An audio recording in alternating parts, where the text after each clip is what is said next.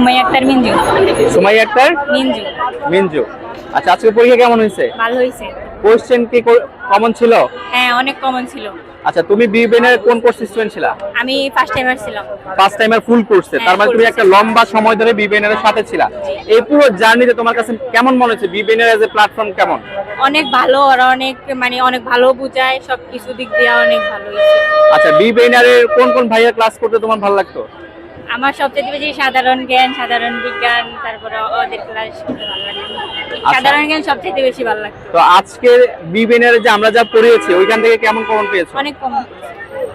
তো ইনশাআল্লাহ তোমার কাছে কোশ্চেনটা কেমন মনে হয়েছে? এটা একটু কঠিন হয়েছে নাকি একটু সহজ হয়েছে? বাংলাটা একটু কঠিন মনে হয়েছিল, কারণ ওইগুলো একটু কম কমন করছে, বাকি সবগুলোই ভালো। আচ্ছা, আমাদের একটা অনলাইন অ্যাপ আছে, হ্যাঁ, যেহেতু আমরা অনলাইন প্ল্যাটফর্ম, এই অ্যাপটা কতটুকু কার্যকরী?